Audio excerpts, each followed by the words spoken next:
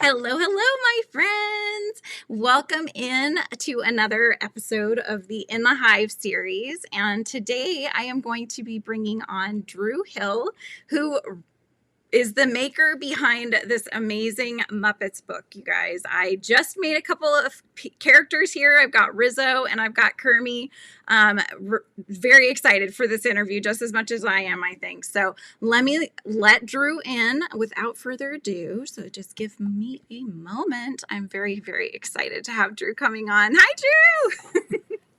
Hello, thank you so much for having me. I'm so excited. Yes, this is so much fun. Drew and I got to chat a little bit beforehand, so I know all about Drew now, but but I still have more questions. But first, let's just go ahead. I wanted to say hi to everybody in the chat. I do see a lot of familiar faces. We've got Marie and Callie there, and Ricky all the way from Sweden is watching, which is like 1 a.m. there for her. Um, we got Margaret My and goodness. you're in life. Oh my gosh, Samantha, hello, and Crystal. Hi, everybody. Hi, Amy. So just as we normally do, you guys, I'm going to go ahead and ask Drew a bunch of questions, and then we will have time at the end for you guys to ask questions that you have that maybe he didn't answer during during our interview. So let's get started, shall we? Let's do it. Yeah. So how did this book come about? Like that's one of the things I wondered was, did he talk to Disney? I mean, is it Disney? Is it Jim Henson? I mean, you got to get rights and all that stuff. So how did it happen? Yeah, thankfully it was not up to me, or it probably wouldn't have happened because I have major imposter syndrome and I never would have approached them. But the editor from Inside Editions reached out to me and said they had pitched a book to the Muppet Studio, to Mm-hmm. Disney, because amigurumi is really hot right now. Oh yeah. And they said they would love to make a Muppets book, and they were wondering if I was interested, and I was terrified. um, No it pressure. obviously, you're right. I was like, these are such beloved characters, Mm-hmm. and it's since they're made of felt and fleece and everything, they lend themselves really well to being made into amigurumi, but Yeah. also the pressure is on to make them look right and get the Right. proportions and the colors and everything. So Oh i my God. was uh I was very, very nervous going I, into it, but I can you don't say imagine. no to the Muppets. You don't say no to the Muppets. No, you don't. If Disney or if Henson or anybody came knocking at the door, you're just like, yes, yes, I'll do it. Just give me enough time. 100%. What was the process behind getting the book out, and how long did it take from them calling you and saying, "Hey, will you do this?" to actually getting it to where it is now? Yeah, sure. So the whole process, probably start to finish, is about a year. Okay. Um, and the majority of that time is I'm not doing anything. It's out of my hands. I Yeah. had about 3 months to get all 16 of the designs finished. Um, Oh my which was God. and with something You like didn't this, you sleep don't for 3 typically. months. No. I those Celsius energy drinks, I was Yeah. like, I'm gonna need to Yeah, I would be buy having stock in this coffees company. probably. But yeah, so I had about 3 months to get those done, and of Oh course my at the gosh. time, it wasn't made public that the book was happening or anything, so I wasn't talking about it. So on top of that, I was trying to stay active on social media and release Hmm. other patterns, and so it was definitely a whirlwind. Yeah. um, Your people would and have started then recognizing if you were absent for 3 months after being yeah. very active.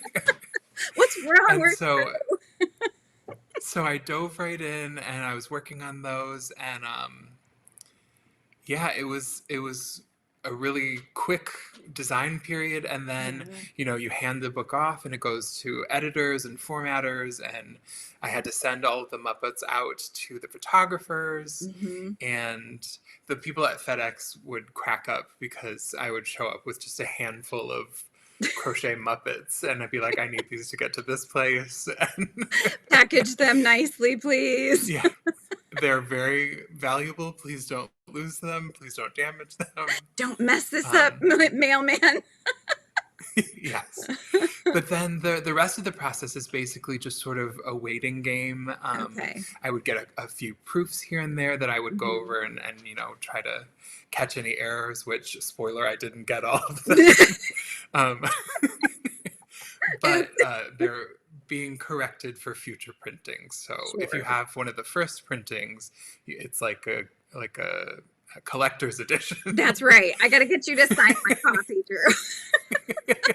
Exactly. Yeah. Oh my gosh, that's so funny. Yeah. So, did they have a technical editor that made the Amis as well, and then could catch those errors or anything like that, or was it all on you to fix anything that might be an issue?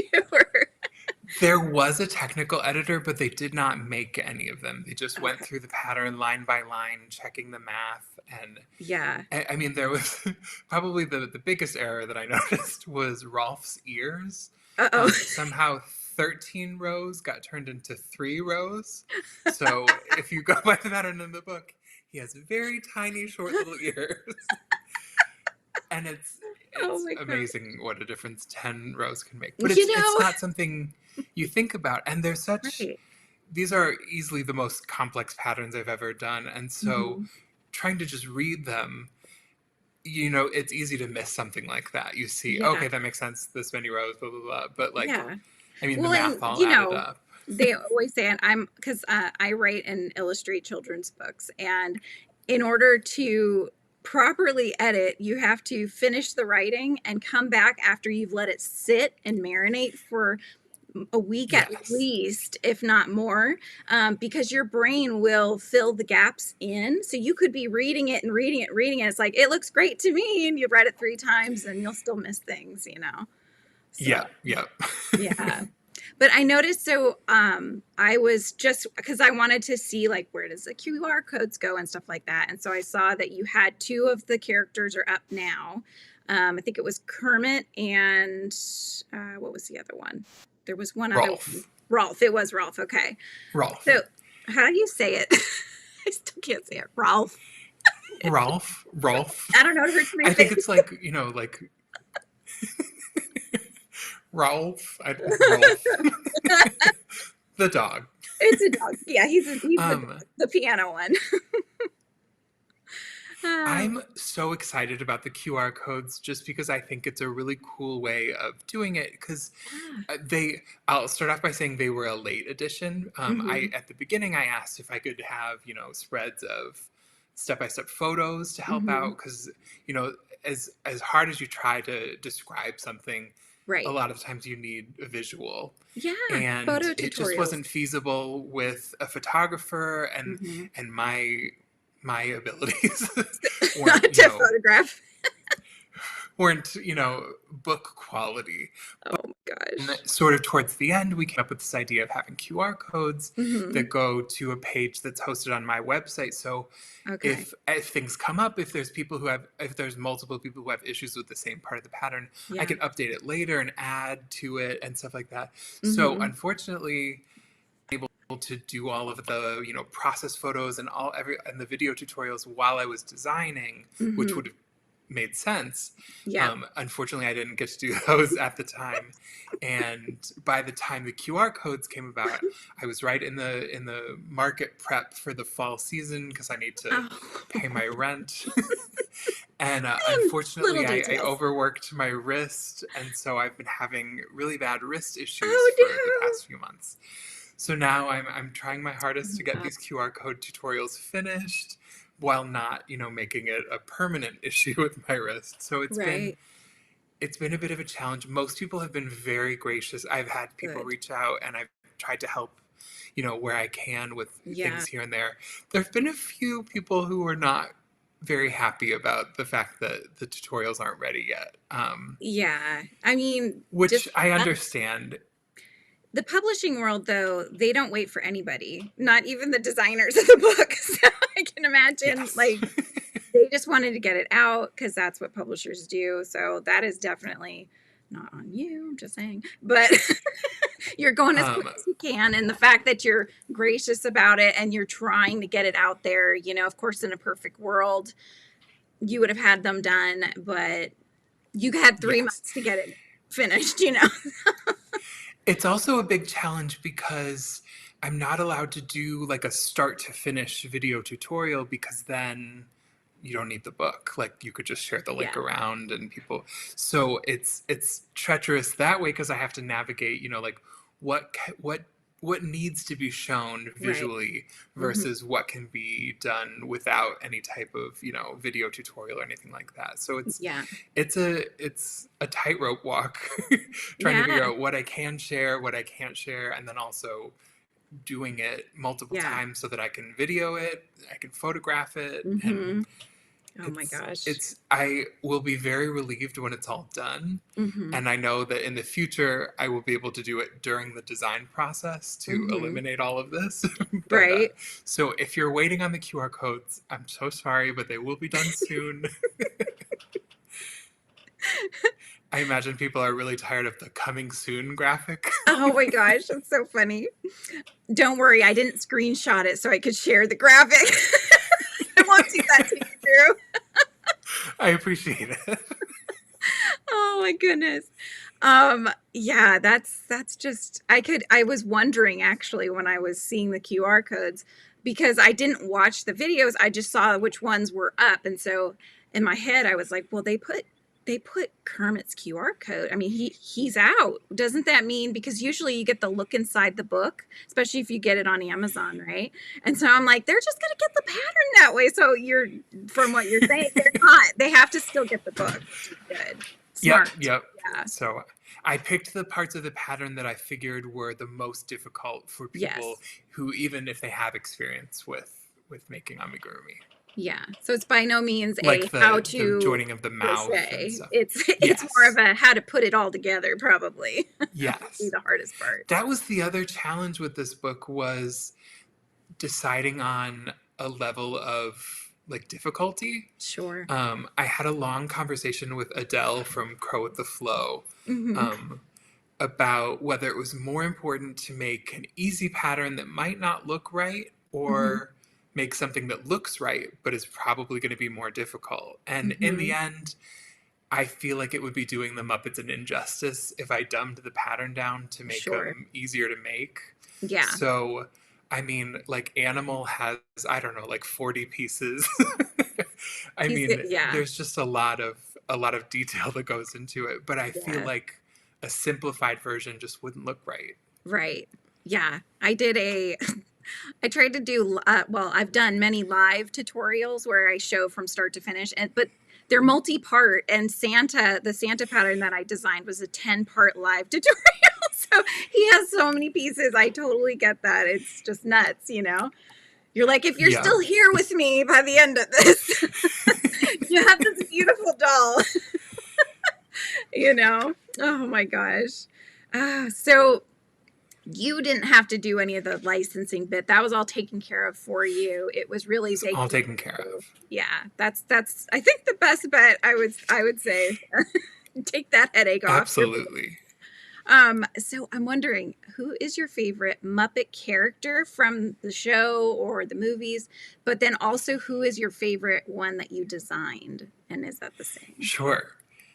Um, so I have two favorites. Sweetums, who's the kind of human-sized one with the big mouth. Sweetums, lay your ugly head down upon your wretched bed. I love Sweetums. And then there's one that's pretty obscure. Okay. Thog.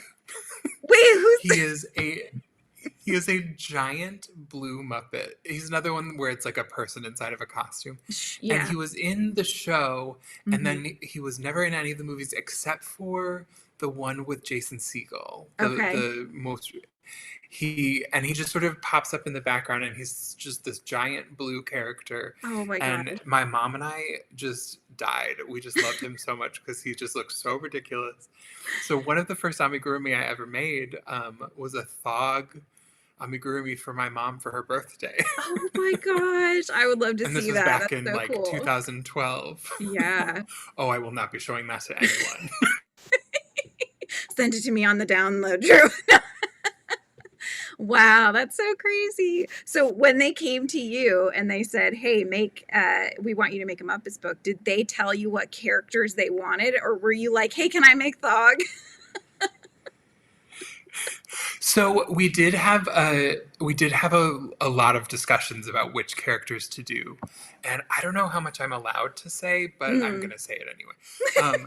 Originally, we wanted to do all of now I'm blanking, Doctor Sweet, I think, mm-hmm. the band. Oh yeah. Um, but then, because I think at the time there was a show out on Disney Plus, Mm-hmm. um, and so they wanted to tie it in, but then that ended up going away, and so we ended up. So it turns out with the band members, Mm-hmm. Animal is the only one that's appear on his own. Um, Oh. the others have to appear as a group, and so it was if I wanted to do one of them, I would have had to do all of them. Yeah. But we figured there were other characters that were more iconic. That is that the Um, one with the gal that looks like Aerosmith with the big mouth and yes, stuff? Oh, yes. nice. Oh, that's awesome. I used to watch like I think it was just called The Muppet Show and they were like the opening band, And so Yep, yes, yep. I totally know what you're talking about. Oh, how Yeah. funny. Wow. That's crazy. Um, and then so yeah, we talked through, which characters to make. There were some really like tragic ones that we just didn't have time for, like Stetler and Waldorf That's the and two old guys, right? Sweetums. Yes, Yes. yes. I think it was one of my members. I think it was Lana. She was like, I just checked in there. The two older guys isn't in the pattern book. And I was like, well, thinking, the 16 patterns, you didn't even have enough space to do the photo tutorials, let alone add additional characters. And it's already a pretty good size. So Yeah, so in the future, I'm hoping to, well, I can't say too much. maybe there'll be a part 2 book and Thog will be in it. You'll get to make him. Maybe. The Muppets you may be missing, or the Muppets you may have missed. It's like a Muppets part 2. Or possibly themed on one of the movies. Oh, that would be fun. When I went to the store recently, I saw they had a Muppets catalog. It was like in the magazine section. So I picked it up and I started looking for your stuff because I was like, oh, they gotta have the crochet ones in there. Maybe it was pre coming out, I'm not sure. But I was like, you guys missed Drew's book. Come on. Oh my goodness. So I kind of I think I broke you off of what you wanted to say for your favorite one that you made. What was the favorite pattern of yours? Oh, sure. That's that's a hard one. I think it's between Pepe the prawn and Mm-hmm. Rizzo the rat. Because of all the designs, I feel like they turned out looking the most like the actual Muppets. Yes. And I think the size of the completed ones is close to the size of the actual Muppets. That's So amazing. I'm I gonna think grab my that little is Rizzo. I pretty love him. cool. Light the lamp, not the rat. Light the lamp, not the rat. I love that movie. I made him And with it was a really wire fun in his because tail so he could stand. So I just made a little that's adjustment, brilliant. and I did like felted ears. Just that was my own little Yeah. add-on. But other than that, I'm like, this is so cute. It was fun because while we did, choose characters together, it was on me to decide, what version of them to make. And so, of Sure. course, for Pepe the Prawn, I did the one with the black turtleneck and the gold chain because Mm-hmm. I loved the meme of Dwayne The Rock Johnson wearing a black turtleneck and a gold chain next to a picture of Pepe the Prawn. And That's I loved awesome. Rizzo's. That's what I think of when I think of Rizzo is the baseball jacket. And As I was but making the I think jacket and I was live and everything, we were chatting, I'm like, oh my gosh, you guys, this jacket is giving me Thriller vibes. It totally looks like my yes. Thriller jacket. It's amazing. Absolutely. I'm like, anybody else? Is it just me? That's okay. Rizzo has good style, so that's. Yeah. So, of the characters, which were the hardest to design and which were the easiest to design, would you say? That's that's a great question. I think the one that surprised me was Gonzo. Mm. Um, because I looked at the way his face is built and his head is built, and I Mm-hmm. thought, how on earth am I going to do that? And then, bizarrely, It just the happened. first time I even tried, Oh my the gosh. whole thing came together. I figured, okay, start with the mouth, Yeah. then join the nose and the mouth together, and then Yeah. join the nose and the mouth and the head together. Oh my And gosh. the very first time I tried, it clicked. And I had to make some adjustments, the curve of the nose and the length and Mm-hmm. stuff. Um, the whole process was great. I got to work closely with someone in the Muppet studio. How cool. So I would send process pictures of everything to her, and Yeah. then she would show them around and make sure that they were in line with Disney's with the Muppets. And Yeah. so I would get feedback like, oh, can this eye be slightly smaller? Can this be this? And it really changed the way I think about, design. Cause like Sure. now I noticed smaller details more than I would have before. Mm-hmm. Like even with things like Kermit's mouth, like Mm-hmm. the first time I tried it, I made it, half and half so that the mouth met at a point. And they're like, no, if you look, the top half of the mouth is a little bit over. Yeah. And so just like noticing things like that and Yeah. adjusting it, I saw the difference. And I was like, Mm-hmm. okay, these tiny details all add up to It's make crazy. a big Yeah. difference. I had to do Kermie's eyes twice because I didn't do it. I think it was me. I think I did 4 stitches on the eye straight part, and I'm putting it on him, and I'm like, that just looks really weird. It was almost like I was trying to go kawaii style or something, and it was not working for him. So I totally get that. The smallest little detail can make or break the character, really. Yeah. So yeah, and oh my gosh, did you have to make like 50 of each one? Or did you rip out like the eye and redo it? How did you? So, I mean, I really did. I would just take parts off and remake them so that I Yeah, wouldn't have to start from scratch each time. But there were definitely many different iterations of like Kermit's eye because I yeah. thought maybe, put a safety eye with a line of yarn, I tried that but it too, didn't Drew. look Oh my right. gosh. It just, No. the difference between the texture of the yarn and the texture of the Mhm. safety eye, it just looked weird. And Yeah, so it was, it was all, trial and error. yeah. Just the 3 stitches, not the 4. You know, Yeah. just that one little detail. Oh my goodness. And Uh, ones that I thought would be super easy, like Camilla the chicken, ended up being, a big challenge. I would get notes back like, can you make the curve of her back slightly more like this? Or can you make yeah. this part rounder? And it was like, I, You're like, does she no. really need that? Maybe she lost a um, couple pounds on the backside. I don't know. it was, yeah. It was a really cool process just to Wow. see, especially working with someone who doesn't crochet, the Yeah. kind of notes that you get are Hmm. when when you're working with other designers who know the ins and outs of stitches and stuff like that, they know what's possible and what's not possible. Yeah. And so getting notes from someone outside of that world and then finding a way to do something that I thought wouldn't be possible, Hmm. it just felt really cool. Oh my gosh. Yeah, that's tough because I'm sure you've had so many different people that are like, hey, can you make me this? Hey, can you make me that? That's kind of part of the territory when you know how to make and design things. But it's like Yes. they'll tell me to make these ships or these robotic things and stuff like that, all have very sharp points to them, which is very Yep. difficult, as you know, to do with yarn, to get that same sharpness on yarn. I don't know. Yeah. It's very difficult to get it. So it's kind of interesting. But when you don't do crochet, you just have no idea. Yeah. It Uh, is it's very difficult. yeah. Okay, so I think we kind of talked about one of my questions, which was if we had more space in the book, who would you put in there? And we've got your favorites that you would have added in. Yeah, definitely Settler and Waldorf, definitely Sweetums. Yeah, I'm sure there are others that I'm blanking on right now, but yeah. And so I see some of the characters behind you. Did you get to keep the characters, or do they send them all back to you? yep.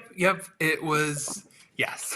Yeah. They went on a bit of a journey. They got lost Oh, in the publisher's house for a little bit. oh my But gosh, they they did should make a eventually all movie make it about that. home. That's like a total Muppet Right? movie. They always That's a get Muppet lost. movie right there. Muppet meets Toy Story. That's great. Oh my gosh, so true. But yeah, no, I get to keep them, and I'm trying to think of a good way to display them. I think I might need to get like a big floating shelf and just have Hmm. them all lined up. Yeah. Oh But my no, gosh, I'm that's very so happy cool. that they get to stay home. Yeah. I mean, all that work that you put into them, you better get to keep them after that. Now, I wanted to show actually, I wanted to show everybody a couple things. So let me just share my screen here. So this is the Muppets book, you guys, and you can find it down below in the description if you're interested in purchasing it. But this is it. It's such a great book, you guys. No spoilers, because I'm gonna do a book review, by the way, just so as you know. That's something that I've been doing up to. So, no spoilers, but hey, did you see when I was looking for your book on Amazon, somebody did like a rip-off copy? Oh my gosh, it was horrible. I was dying. Like Courage the Cowardly Dog. I mean, it like They're not even just, and Muppets. I got a message request from someone, bless her heart, who asked her parents for my book for Christmas, Yeah. and they bought that one. Oh my gosh, I saw it had like one-star review, and I thought somebody actually bought that. Did they have they never seen the Muppets? I'm so confused. I that's the question I have is I get why the person who did it made it, but I don't Yeah. get how anyone fell for it. Right. It's like it's not even Muppet characters. The only thing that was the same was the red velvet background with the little fringe on the top. That was it. Yeah. Oh, it was so funny. I was like, I have to ask Drew about this if he knows. I couldn't stop laughing. I sent it to my editor. I mean, It's so hopefully hilarious. it won't be up for too much longer, but Yeah. I'm like, you don't mess around with Disney. Like you don't try to no. do stuff like that. Come on now. So I also wanted to share, you have another book. This is not your first rodeo here with writing books. This Yeah. was the first one, right? So, Crochet Magical Creatures. yeah. Yeah. So much more rounded, kind of more traditional style of the plushies. Probably a lot Yes, easier. that one. Yes, it would. The whole point was to make a book of easy patterns, Yeah. and so there's a lot of like repeated shapes Mm-hmm. and repeated pieces like that, and so that one was a completely different journey and a lot more. I don't. It was challenging in some ways trying to Mm-hmm. make the patterns as easy as possible but still give them character and make them Sure. recognizable and Mm-hmm. but yeah, so I really did enjoy that one as well, That's so cool. and that was my first book, so that was very, very exciting for me, and the whole process and everything Right. was And just was such a that another one that you were experience. contracted to do, or was that one that you put out yourself, or how was that the, experience for that one? So that one I thank TikTok for, because I started on TikTok in 2022, I think, Mm-hmm. 2021 maybe. Um, and I've made so many friends around the world through TikTok. And one of those friends, Jen Joyce from the Making app and the Making magazine, she had a friend of a friend who was an editor working with Callisto Publishing, Mm-hmm. and they were looking for someone to do a magical creatures book. And Jen said, "Hey, I know someone who's Mm-hmm. doing things on social media and might be a Yeah. good fit." And so it was sort of a friend of a friend introduced us, and then How it just kind of cool. fell into place. Yeah, that's so cool. I'm glad that you've had those experiences. That's really neat that you've got completely different experiences too, it seems like, for both Yes, of those very, books. very different experiences. Yeah. Oh my gosh. So what do you have in the pipeline? Do you have another book project coming out? What are you working on right now? Yeah, so nothing that I can officially say anything about, but there are conversations happening. Mm-hmm. Awesome. Hopefully announcements can be made soon, but Mm-hmm. there are definitely talks for future books. Awesome. And what about, is this your full-time job, or do you have another job that you're doing too and trying to This juggle? is my full-time Okay. job. So between the books and Mm-hmm. selling patterns and selling finished plushies and social media, I've kind of Frankensteined my way into a career, Mm-hmm. which thankfully is enough to support myself. So Oh my I'm gosh. very, very happy and blessed to be That's, doing what I'm doing. But yeah. yeah, this is the full-time gig. Wow. So with this whole thing with Joann's going on, the potential, were they one of your big ones that you would shop from? Almost all of the yarn that I used for the Muppets book is Yeah. Big Twist. I know. I saw that. I went and bought some because I'm like, what? I know so many The whole people. Like, point oh my was gosh. that I thought Joann's isn't going anywhere. Their Yeah. yarn isn't going anywhere. This is Right. their value brand, of course. Yeah. So I wanted to make sure that I picked a yarn that most people could have access to. Yeah. Of course. And Joann's has now, been around for I don't know how long. It's, what the hey. so I don't know what's going to happen. I hope, I mean, I've seen conflicting things here and Me there. too. Everyone's Yeah. saying different things of they're going away forever, or no, they're just restructuring, they're not going to Hmm. close. So who knows Yeah. what's going to happen? But I mean, yarn is going to be around no matter what, but it will Yeah. definitely make things more difficult. Right.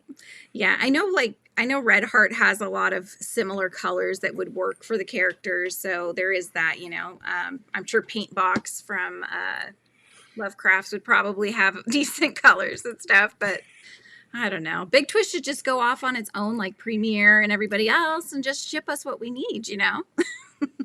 They would do well. I like their Big Twist Posh line. I mean, Uh-huh. they released that and it blew up and they sold out, and then it took them months and months to make it again. So Yeah. there's a market. There's definitely a market there. Yes, exactly.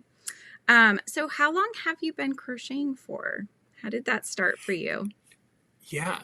So I actually started knitting when I Okay. was 10. My grandma taught me, and I just loved being able to take yarn and, tools and make it into things. Mm-hmm. So that sort of set me on my fiber arts journey. Mm-hmm. And then when I was a senior in high school, I founded the Knitters Guild at my high You school. founded it? Excuse me. Yes, I started a club. We met Tuesdays at lunch in the choir room because I was also in choir. And the club consisted of me and then a bunch of my friends who didn't know how to knit. Right. Yeah. You're like, And please come to my club because I don't want to be the only one there in the choir room. so in the beginning, we had our picture in the yearbook. It was Oh it my was a God. whole thing. It was legit. But I I mean, think I think maybe 3 of our meetings was me teaching them to knit, and then the yeah. rest of the year nothing. But at that time, I got really interested in crochet as well, and so I taught myself to crochet from a book, Happy Hooker. It was No. uh, one of those books, and then I didn't do much with it after that. But then when I graduated from college, I moved to Chicago, Mm-hmm. and I was working on the theater scene, and so I had a lot of like downtime in between shows, and that's when I discovered amigurumi. And once I figured out that you could make stuffed animals, that was it. Yeah. That was all I wanted to do. Mm-hmm.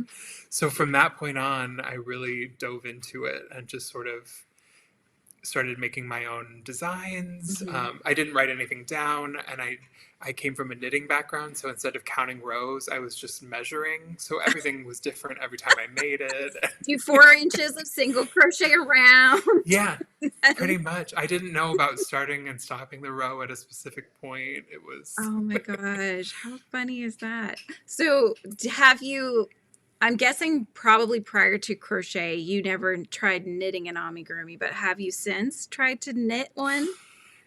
I have. I made a bee. Oh, yay! That makes me happy. It was for Amigurumi, and one Mm-hmm. of the prompts was try something new.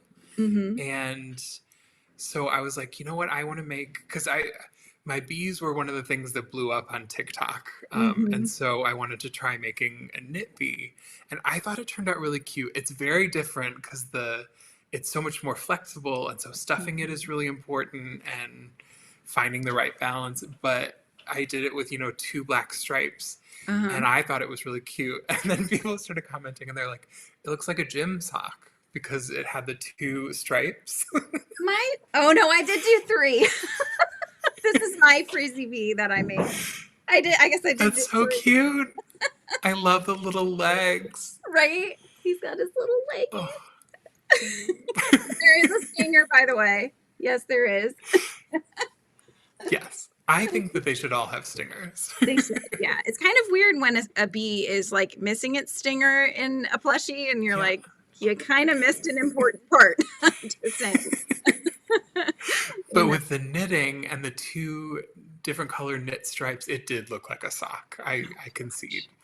You're like, I could totally see, and now I can't unsee what you're telling me. That's now I'm And all it's so of it. different because decreases are directional and increases are Yeah. directional in knitting, and so they lean a certain way, and so you Mhm. have to figure out which way you want them to lean, and so it's a lot more complicated than crochet where it's just like decrease, increase, Yeah. and it looks the same. Yeah. But I would definitely try it again. It's definitely a whole different beast. Whole different beast. Yeah. Whole different ball game.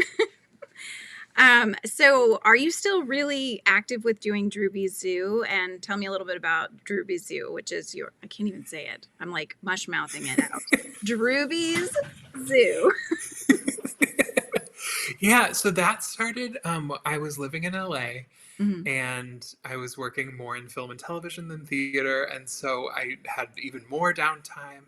And one of my friends from high school had his first kid, and Oh. I made some stuffed animals, and they were like, you should sell these. Like Etsy is a thing. People Mm-hmm. love handmade stuff. Oh yeah. And so I had all this downtime, so I bought a bunch of yarn. I made 12 designs Mm-hmm. and opened my shop and was instantly met with support from family and friends. And slowly, through social media and stuff, I kind of built that up. Mm-hmm. In the beginning, I only did finished stuffed animals. I didn't do any patterns. It was just finished stuffed animals. Mm-hmm. Um, and then slowly over time, I realized, that's not super sustainable for me just because I could crochet all day, every day and not make Mm-hmm. enough. Oh yeah. um, and that's when I sort of dove into pattern designing, Mm-hmm. thinking, oh, people like this design, other people can make it too, and then I don't have to. Right. um, My story is very similar to that too, but that was yeah, pain. I was getting so much pain from crocheting 8 hours a day. I'm like, I can't, this is yeah, not sustainable. I can't do it. So yeah. yeah, that's Yeah, so that became sort of the business, and then in 2000, end of 2017, early 2018, I moved back to Michigan hmm to be closer to my family, and at that point, Droopy Zoo was kind of big enough that I could sort of focus on it, and hmm I was very fortunate to be able to stay with my parents when I came back to Michigan. Um, so I was able to, kind of save up hmm and really focus on building the business. Um, and then the pandemic happened, of and course, then yes. TikTok happened, What and can we throw at you? Yeah, yeah, something everything just has kind to of blew up. kibosh the way it's going right now. Exactly. And Yeah, so it all kind of happened the way I think it was meant to, and here we are. yeah. So you're still very focused on Drewby's Zoo and putting out new patterns and continuing on with that then. Yes, at the moment I'm on a little bit of a break. Yeah. I I You have just a needed to few take some things going time. on, but they're very hush hush, so we can't talk about that. Exactly. I just needed to take a little bit of time away from, you know, it's a whole you don't realize how much it takes over your life when it's every day. It's coming up with ideas for videos, coming up with ideas for Mhm. patterns, and the marketing and talking to people and responding to comments and everything, and it can get very, very overwhelming. And Yep. when you take a step back and sort of breathe, you kind of realize I need to adjust my priorities a little bit and figure Mhm. out what are the things about this world that are really good and helpful to me, and what are the things that I should probably try to stick away from. Yeah. And so I'm taking some time to do that, but I've got plans. I'll be back, don't worry. Oh, good, good. So, where are you most, like, if people want to be able to find you and where you're most active, what social media are you most active on? Is it YouTube? Is it TikTok? Like, how do they find you, Drew? So it's between TikTok and Instagram are Okay. probably my most active. Um, TikTok is where I have my biggest following, just because I had really early on I had some viral videos and stuff. But Mm-hmm. Instagram is, I feel like, the easiest place to get the most information. Mm-hmm. That's where I post my stories when things are happening and stuff like Mm-hmm. that. But I'm slowly building platforms. I am on YouTube now. That's where I'm hosting my Muppet tutorial patterns, and once those are finished, I plan on doing other tutorials and other Mm-hmm. videos and sort of vlog style content. So I am hoping to ramp up that a little bit. I also for about a year was really active on Twitch doing Okay. live streams, Yeah. and I would love to get back into that. Just crocheting? Obviously Were you with just like maybe had yeah, music and crocheting or whatever? yep, Nice. crocheting and chatting. It's I don't know. Do you ever go live on TikTok? I don't. I admit to the fact that I feel kind of old. I'm not like all hip with the TikTok scene, although my kids are, and then they're Totally just fine. like, Mom, they've already told me that's like outdated. I'll say something and they're like, you're so old school, Mom.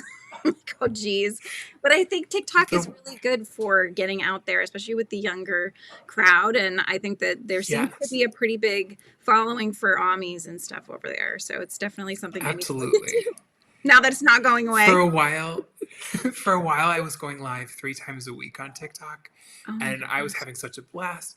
The way I describe TikTok lives is it's kind of like a college party where just people are showing up and loud and saying Yeah. things and then just disappearing. And Yeah. but there's a few people who stick around and hang out and stuff. But going live on Twitch is more like inviting your friends over for a fun Yeah. night, like a game Hmm. night, where it's the same people are showing up. You get fewer random people coming in and Yeah. shouting. We call them And so I trolls around do, here. yeah. Yep. It's so funny because yeah, it's interesting with YouTube. If you have your screen the wide ways, wide ways, widescreen, then you don't Wide get ways. so many trolls.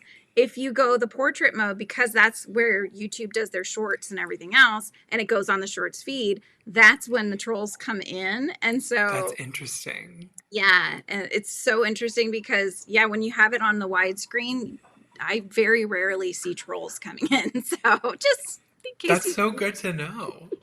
yeah, I try to do a little bit of both. If I do like a pop up, I'll do it the other way. But I've started making it so it's subscribers only mode because people just come in and they just, like you said, they just want to shout something to the world and then they peace Yeah. out, you know.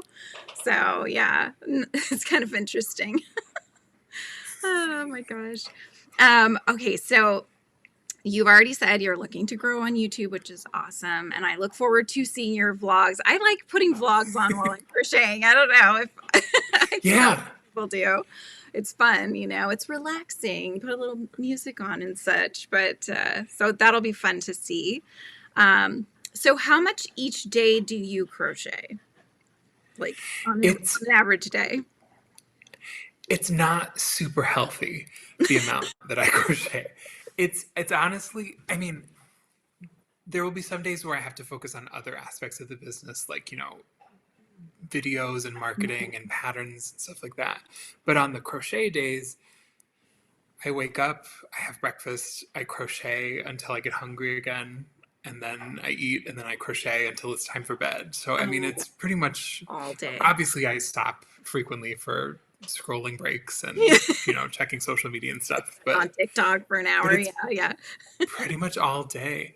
I watch a lot of TV while I'm crocheting, and so Mhm. I will go through seasons of series and just binge. Oh, wow. There you go. You have to have something to do while you're crocheting, you know, otherwise it's like so quiet. It's eerily quiet, I think. Yes.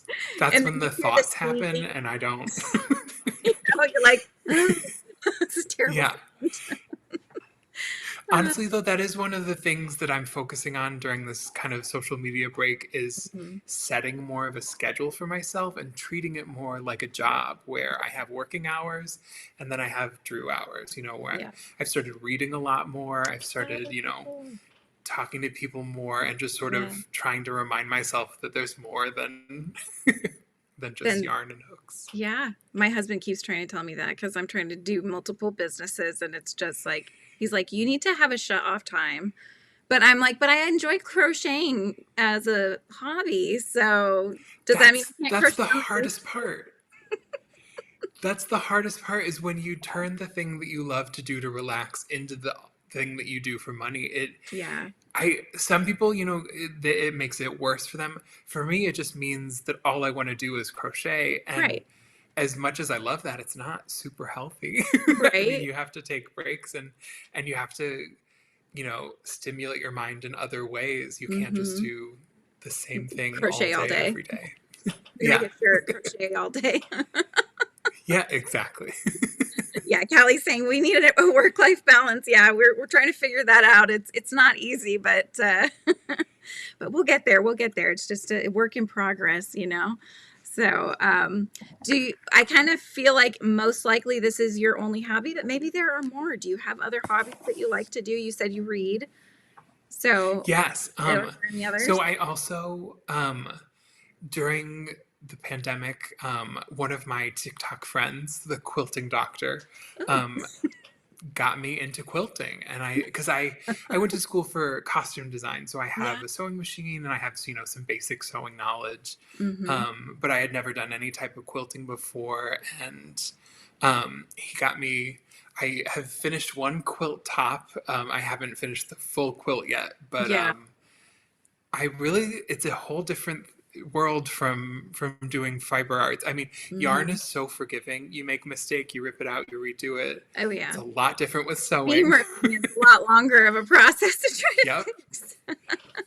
absolutely. And making mistakes when you cut or, do Yeah. anything like that. It's You're like, that so was the it's last little it bit of this fabric I'm using. Oh my gosh. yep. And if you think collecting yarn is a problem, start collecting fabric. Oh my God.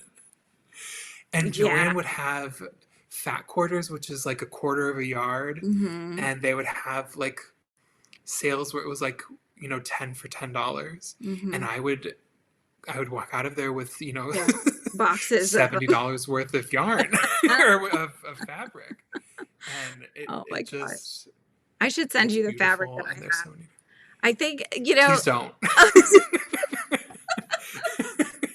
oh my gosh. It's like, I think when you're creative, you always keep thinking, oh, that looks like fun. I should try that. And then you buy like umpteen million things to start this new venture that you really don't have time for. And then you're stuck Yeah. with all the stuff that you have. And sewing was one of those things. I was like, oh, I'm going to start doing this. And I got some from my grandma, and I've got like this bag full of, bits of different things. And I'm like, Yep. I don't have time for that.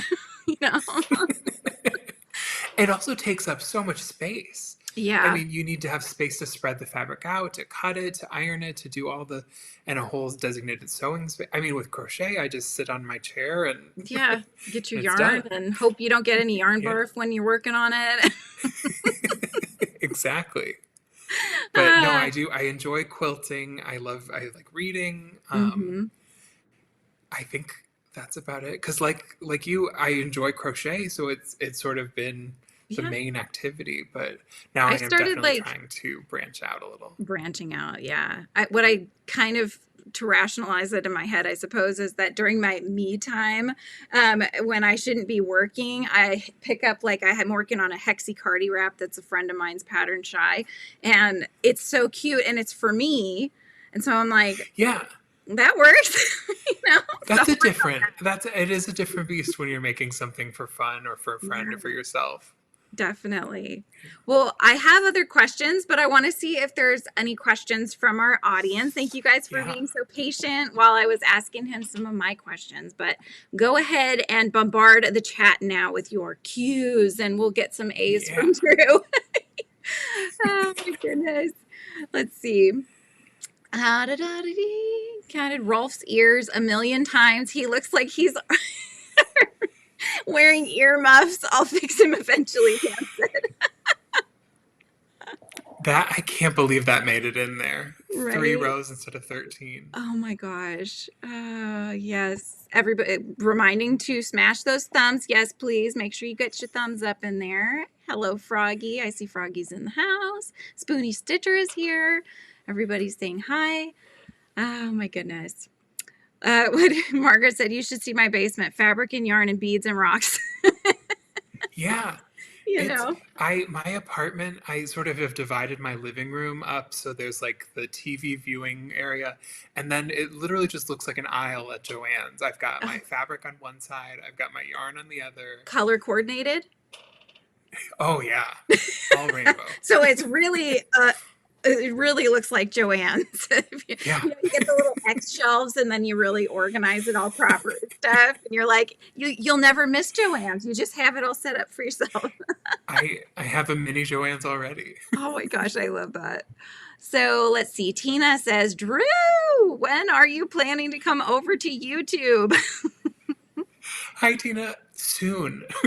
I have to finish these QR codes for the Muppets, but as soon as that's done, I have ideas already for some YouTube videos. I found, when I was doing my spring cleaning last year, I found my Tamagotchi from when I was in middle school. Oh my gosh, and I love that. I want to make a video where I raise a Tamagotchi and I make a crochet version of each of the life stages that my Tamagotchi goes through. Are you going to make the egg? Yeah, I'm going to do the whole thing. Yeah. Oh my gosh, that's so fun. I think that like now they have all these other ones that, you know, ours was very basic. It was very 8-bit style and it didn't do too much other than it left a little dookie there, here and there. And you got to That's what mine is. It's one from the 90s. Like it's one of the original Tamagotchi. Oh my gosh, that's awesome. And it still works. It's amazing. Yeah. Oh my goodness. All right, let's see here. Gianna, not a question. Yes. You know what, Gianna? I was going to say the same thing. So Kermit's hands, the way you constructed them was amazing. I mean, and not to mention one of my members, I mentioned the banjo, how cute it was. She sent me a banjo. It's like, it was like an ornament. You know when they make the ornaments that look like guitars and stuff? It was like that. I just cut the ornament part off and now he has his own banjo. It's the perfect size. That's brilliant. But yeah, where's my camera? So his little hands. So I don't know if you saw any of the videos, Drew, but I was having a lot of fun with Kermit's hands before he was attached to them. The little arms are just... I don't know if I could do it because his head is in there now, but we were like having him soar through the air. Just the hands, though. Just the hands, you know, where he was like climbing up my back. It was pretty funny. That was... I tend to not toot my own horn, but I'm really proud of the way that came around. Yeah. Because the first version of Kermit didn't have any fingers. It was just the little, fists. And I was like, this just doesn't look right. It just doesn't. And then I was thinking, what stitch can I use? And I was like, it'd be great if I could do, chain and then work down the chain. And I was like, but then you have to sew them all on. Mm-hmm. And then at some point I was just like, what if I work in the front loop only for the first row? And then the back loops the next row. Yeah. And that just sort of, and so some of the characters like Miss Piggy and Animal, they got the finger treatment. Yeah. Some of them like Fozzie Bear and Rizzo just didn't need them because the Muppet fingers aren't that pronounced. Yeah. We did a lot of high-fiving. I was doing a lot of high fives to the camera too. Fun. Right, guys? Oh my goodness. Yes, he is amazing. His hands to construct, and also, so I had a video where I was working on Rizzo. He is terrifying before he is cute. Let's just put it that way. He looks like a Stranger Things character when he has no face, but just that bottom jaw. Drew, I was like, yeah. I really hope this comes together. The whole time I was thinking. Wait right here. I'm going to go grab Animal. Hold on. All right. Oh my gosh, you guys, this is so much fun. I love having Drew on. I see your questions. I'll make sure that we get some answers, you guys. Ooh, tips for starting to sell on Etsy. That's a good one. Oh my goodness. Okay, so this is Animal. Okay. Animal we know and love. This is also Animal. It is legit the Aliens character, except It's for slightly smaller horrifying. head size. I Like the was thing like, come out of the mouth.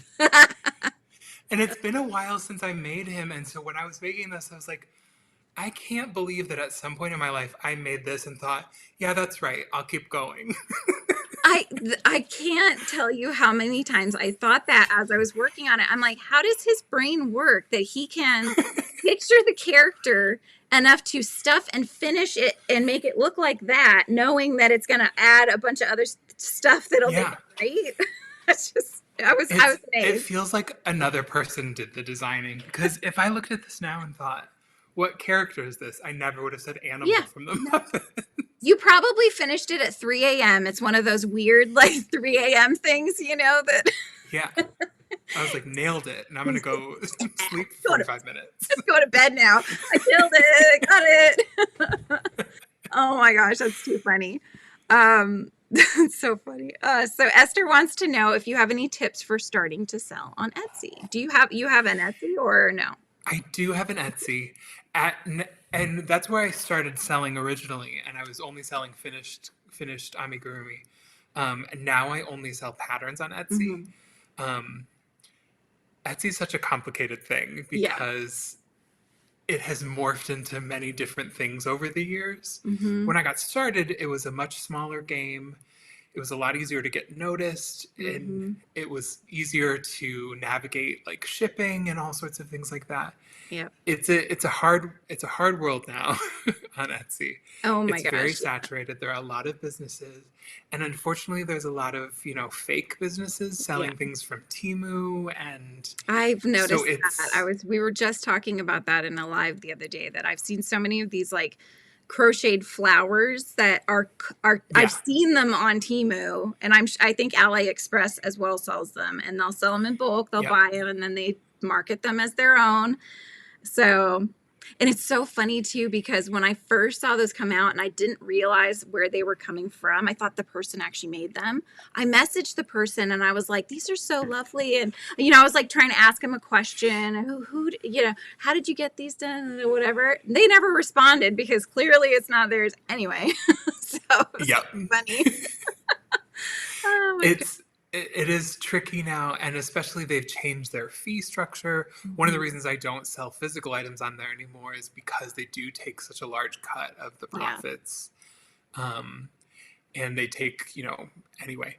But so my biggest piece of advice would be to not focus on Etsy as the main focus of your platform, but instead look to social media, look Mhm. to building a community, Mhm. getting your name out in that way, and then telling people, if you want this, you go to Etsy. Mhm. I think there may be some natural discovery that still happens on Etsy where people will see your stuff, Yeah. in the discover page, and they'll find you that way. But a lot of the times, the thing that sets you out or sets you apart is who you are as a person. And Mhm. so sharing that on social media and Yeah. having people get to know you a little bit through your work, Yeah. that makes a big difference. Because I think there's a good portion of people who buy my patterns and who order from me who mostly do it because they like me. Mhm. And that's such a weird feeling. I mean, I think they also appreciate my work, and I Sure, don't think sure. it's I don't But think it's but just because they if they like were me. on the fence, they love watching you and Exactly. all your creations and who you are, and so they want to support you, Yeah. while getting your patterns. There's So a ton of hippo patterns out there, but they chose mine because they like yes, me and they like the way I work and the way I. yeah, So as far as starting a business, it's really important to set yourself apart by just being yourself. yeah. And I think that as more AI things come out and you know, this market just gets extremely saturated with, like you said, the fakes and this and that. Yeah. I've I decided to same thing that I was going to just brand myself, and so Frizzy is like it's just like my spirit animal. So Yeah, you know, so I'm like, exactly. if people want to come hang with me, they'll know it's from me. They've seen me work in these Yeah. patterns, they like hanging out with me. And then I open a shop and then they're like, hey, I want to support you. It's different. I think if you're just trying to sell without having any face to the, do you know what I mean? Like, I Yeah. think that that's going to be harder and harder as the market gets saturated. So it's definitely a good Yeah. advice, you know. You have to I be your noticed own a brand. huge, exactly. I noticed a huge change from when I started out and I just had photos of my work and I Hmm. didn't, I wasn't the face of anything. And then when I started introducing a little bit more personality and showing my face on camera and, showing my sense of humor, so it was night and day. It was Yeah. like all of a sudden people were taking notice. I was getting more likes and follows and comments Yep. and that led to more sales and the thing is that sales aren't equal. The people who buy from shops where they don't know anything about the owner, they're not your target audience because Right. they'll just, they don't Yeah. take the time to look into what it is that they're buying. The people who purchase after they know who you are and what you're about Hmm. and your values, those are the customers you want because they're the repeat customers. They're the Yes. people that eventually become friends. Yep. Yep. All sales Definitely. are not equal. Very, very true. So, so true. Oh my gosh. Okay, let's see. Winsome wants to know, how do you enjoy being in the hive so far, Drew? I am loving it in the hive. So much This fun. has been so much fun. Thank you so much for Yes. having me. Yeah. You're I really very easy to appreciate it. talk to, which I love. Well, So, thank you. yeah, very easygoing. I always get nervous before I start. And so that 10 minutes where we're hanging out beforehand and we're checking the mics and stuff, I'm like, oh gosh, I hope it's a nice guy, a nice person. I don't know. And then you like cracking jokes. I'm like, okay, we're good. You can ask any teacher I've ever had, and all of my evaluations, including evaluations I got in college, say chats too much in class. So I'm here to Could talk chat. less. Yeah, Yeah. I got pulled aside. I think I was a junior in college, and my teacher Hmm. was like, Drew, I know that you can get your work done when you're chatting, but other people can't. So you Yeah. need to be more Yes. cognizant. And I was like, oh, I'm so sorry. And I Yeah. did not change my behavior at all. Oh my gosh, you're like, not everybody can multitask like you can, Drew, you know? Oh my gosh, yes. Um, yeah, Gianna said, eek, these tiny hands, I cannot. And she's putting a heart. And Esther said, talk about trusting the process with the face, I think. You just have to Oh, trust the yeah. process. Did that Some of them are just pure nightmare fuel. totally nightmare fuel? I was wondering, like, when they came to you, did they show you, like, this is how a Muppet is constructed in case it helps you in your design process or something like that? Like, did you ever see Um, it look like that? I don't know. so I will say they sent me sort of a guidebook, Okay. which includes like photos of all the Muppets, like 360 photos Mm-hmm. and Pantone color guides of like what colors Oh. for each of the Muppets and stuff like that. Yep. And there were a couple of things like Pepe's stomach, I didn't realize was a different color. I thought his whole Oh. body was the same, but Yeah. he does have sort of a yellowish orange stomach. And they sent me a reference image, and it was Pepe without clothes. And I Yeah. was like, I don't, Taken aback. I did not need a nude Pepe photo. Oh my gosh, that's so funny. Probably the most disturbing one was Fozzie the bear without a hat on. Uh-huh. Because I thought he just had like a round. He has like a legit like pear shaped head. Like Oh, it's like a it's covered by real the hat. narrow. So you just Yeah, know. like the Yeah. hat is basically just like painted on. Oh my That's the shape gosh. of his head. Oh, that's terrifying. He's like from the Coneheads movie or something, and you had no Yeah, idea, and you're like, oh, exactly. why would you do that? Yep. Oh my gosh, that's so funny. Oh, let's see. Da-dee-da-da. Yes, they are thanking you for sharing. Of Um, course. Callie says, Drew, did you make sure to like and subscribe?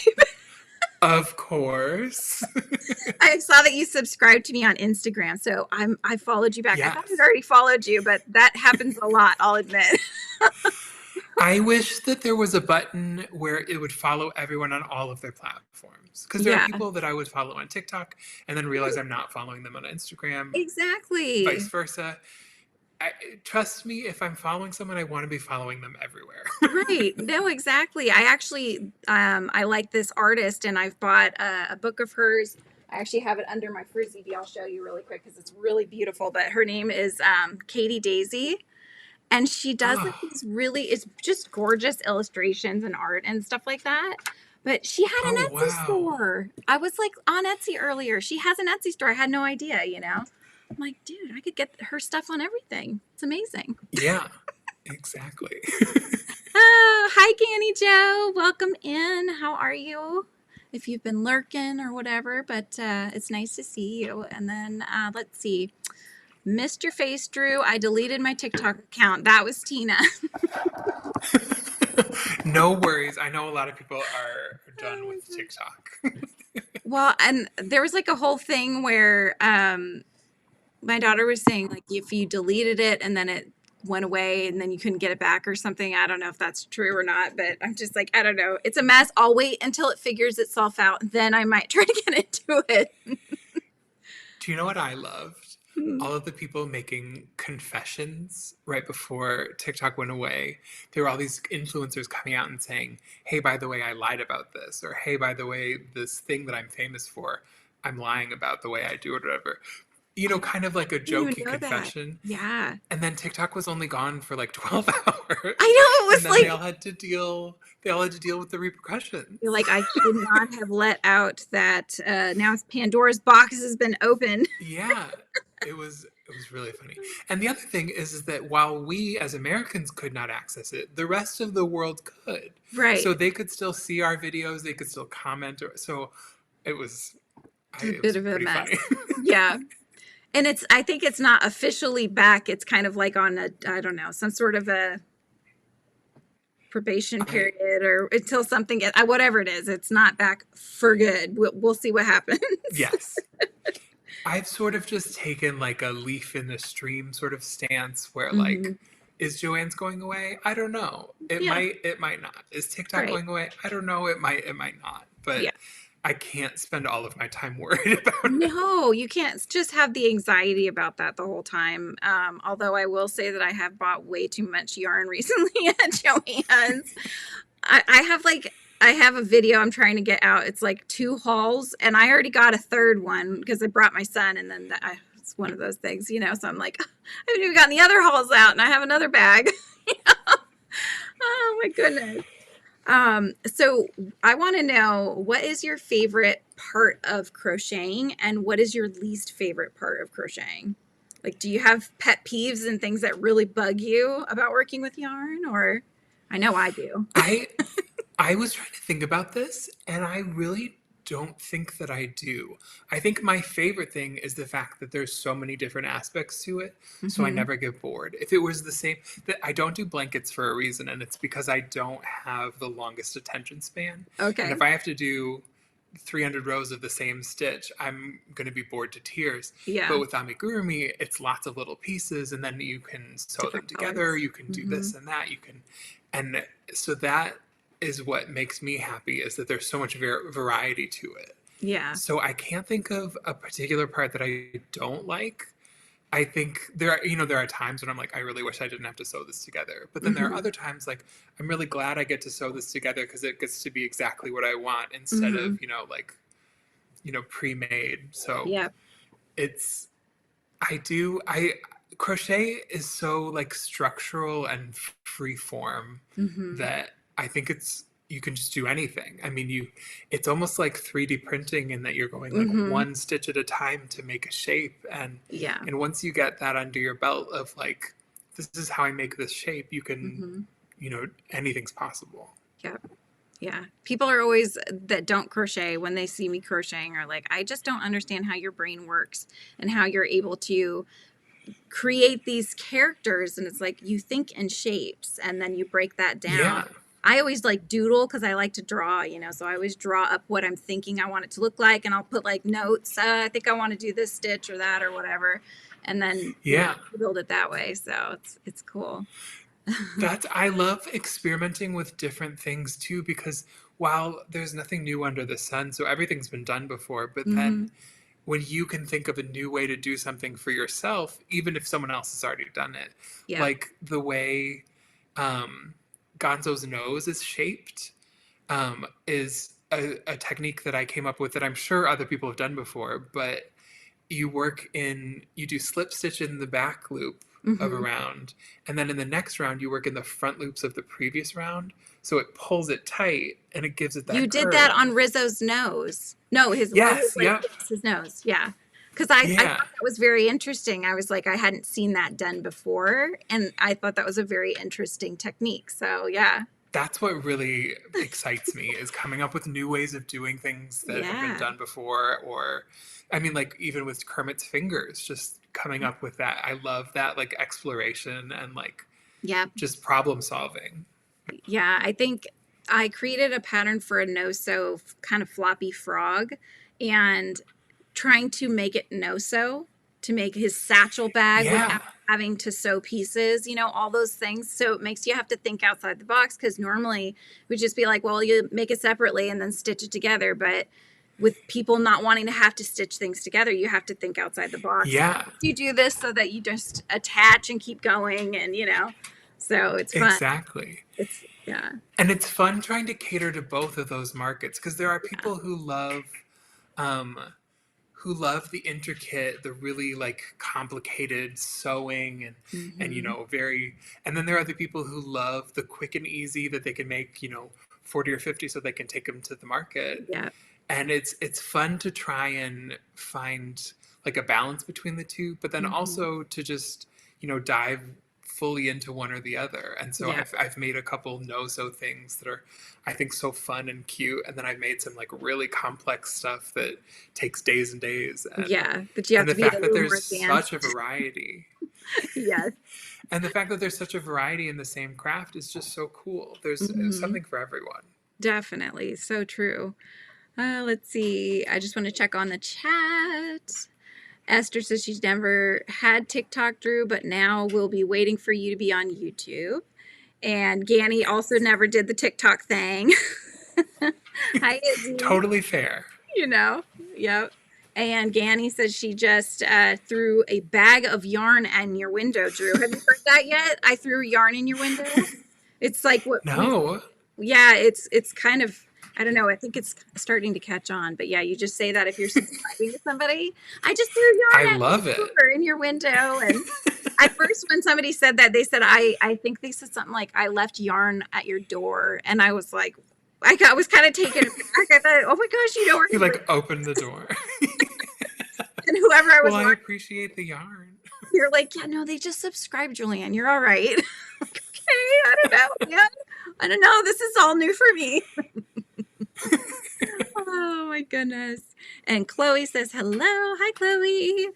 Um, do you ever work with other, like, I know you probably work a lot with acrylics to make the amis and such, but do you work with other kinds of yarn, like fingering weight yarn? Do you do anything with the other sizes? Yes. I love, so I've done, like micro crochet with embroidery floss, and Nice. I love doing, do you know who Fantasy Sprites is? Is She's a designer who does like very cute, like sprites and fantasy creatures, and they all have like very long, slender legs and arms, and big oh, heads and long hair, yeah. and they look so great when you use like a size 1 or 2 yarn. Mm-hmm. So there's definitely, you know, projects that really suit to smaller yarns like that. Yeah. And then I also do enjoy working with bigger yarn. I've kind of, I think, completed my journey with blanket yarn. Okay. There was a You're time over when it. I had it's the quality of the yarn, because a lot of the times it has like a weird kind of dusty texture, Mm-hmm. or it just, we had our time in the sun together, and it's time for us to Go our separate Go your ways. separate ways. That's I would say in the past year that has been where I've gravitated to is using blanket yarns Yeah. because I found it fascinating that you could make one thing that's this big and then the same pattern will make something this big, and that's frizzy. This one came from Yeah. originally making a little, here I actually have one that's this. So I made this bee present and it doesn't have legs because it's meant to look like a little present. Cute. So it's the same Yes. pattern. I just added the antenna and the feet and it's with the I bird love it. extra. So, that really Yeah. fascinated me that when I figured that out. So everything I do, I like when I test the pattern, I'll use the other kind. And so I can just show people like, hey, Yes. you can make this too. I will say I love working with like a mid-size chenille yarn, like Big Twist Posh, Mm-hmm. or I don't. I Parfait Chunky and I broke up a while ago. Okay. I I sew a lot, and Mm-hmm. Parfait Chunky is one of the worst yarns to sew with. The fiber gets split. Yeah. It unravels. It snaps. I Yeah. can't. We're not. The finished product is so soft and so nice, but it's not worth me just Yeah. punching holes in my wall. Well, even for that, I mean, you could just go like that and it'll snap, which Yep. makes me nervous because like I made Garden Hoe Crochet. She does all these snails, like, and all the shells are just Yes. yeah. Yes. So I made Peppermonte the giant snail, and he's made with the Bernat yarn, the extra Bernat yarn. And I'm just worried, like, if a kid jumps on him, it's gonna like, like the whole thing will just pop or something. I don't know if it would, but it just makes me nervous. I think there's a time and place for it, and definitely like I love some of the things I've made with the bigger yarns. Mm-hmm. But at the end of the day, I started with, a size 4 worsted weight, and Yep. that's going to be my bread and butter. Yeah. Sometimes it's nice to work with like fluffy yarns or chenille yarns, but Mm-hmm. those are more of a once in a while thing. Yeah. Yeah. I know I got for Christmas, I got, I think 3 skeins of some bougie yarn. I've never had bougie yarn, but I got 3 skeins. I have no idea what to do with them. And I'm like, I don't know. That's the hardest part. I It's you know. like, I don't want to ruin this yarn by using it for Yeah. something unworthy, but at the same Right. time, like, you got to use the You yarn. just got to use the yarn. You do. I think I'm overthinking it. My mom has this expression of burn the candles because her mom, had all these wonderful candles that were saved for special occasions Mm-hmm. and literally never got used. And then my mom was like, I'm not going to do that. Yeah. If we have the candles, we're going to burn the candles. We're going to use them, Yep. enjoy them while they're around. If we need to get more, we can get more, but Yeah. we're not going to save things for special occasions anymore. No, I like that saying. That's awesome. And they end up getting dusty and gross on top anyway. You may as well just burn the Exactly. candles. Exactly. Let's see. Gianna asks, what's your favorite thing you have ever crocheted? Ooh. I'm very bad at picking favorite things. I put a lot of like pressure on it. Like Mm-hmm. I have to answer correctly, Yeah. which so instead of what my favorite thing is, I'm just going to say something that I really enjoyed Okay. That sounds good. Then nobody's going to because feel bad. None of your other plushies will feel like you didn't like them. exactly. um Now I'm completely blanking.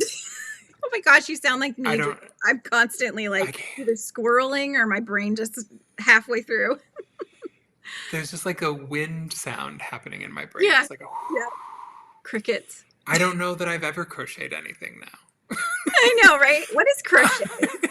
Yarn? Who am I? I do not know if this yarn you speak. I will say I love the banana that I make.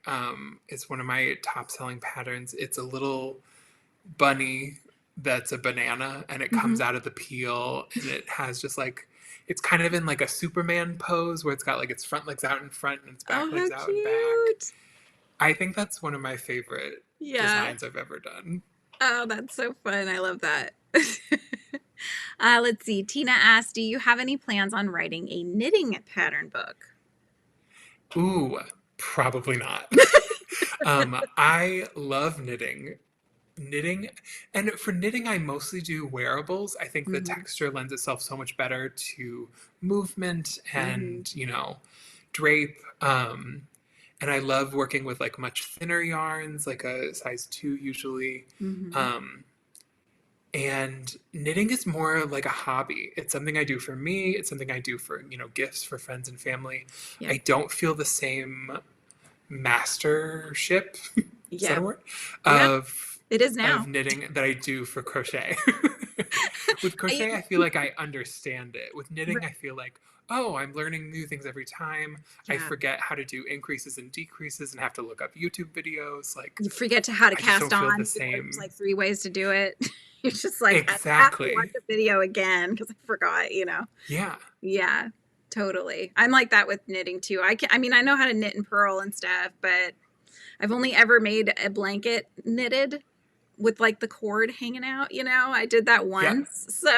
And my mom finished it because I actually got bored of it like partway through. I'm like, Rob, I I don't was do like blankets. 3/4 done with it too. She finished it. It was fine, but I was like, oh my God. Yeah. I did try to do one of those Ami ones though. That was like a monsters knit book. And Was it Mochi Land?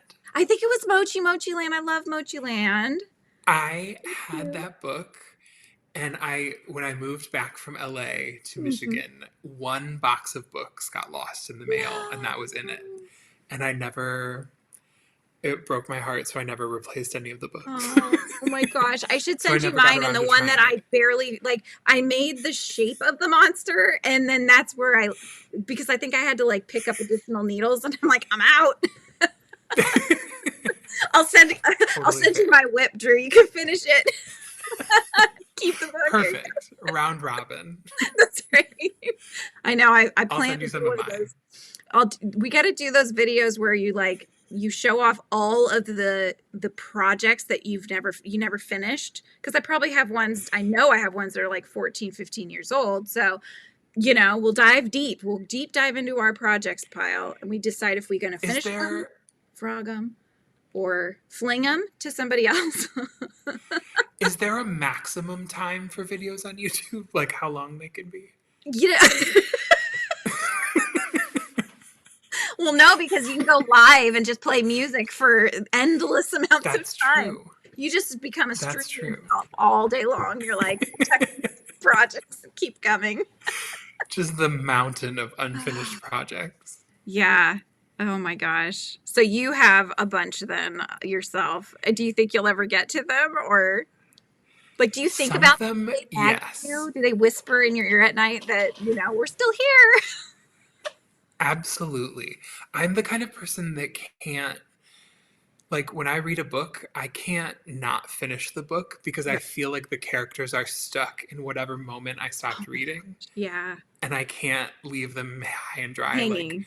if they're in the middle of peril, I need them to be safe before I can Right. put the book down. Yeah. It's the same way with whips, where I feel like I can't leave you unfinished, but also, like, I have other stuff to do. So, like, Right. I'll be It, back for you, just I'm not sure when. yeah. Someday we'll meet again. Yeah, exactly. Just hold tight. Just have hope.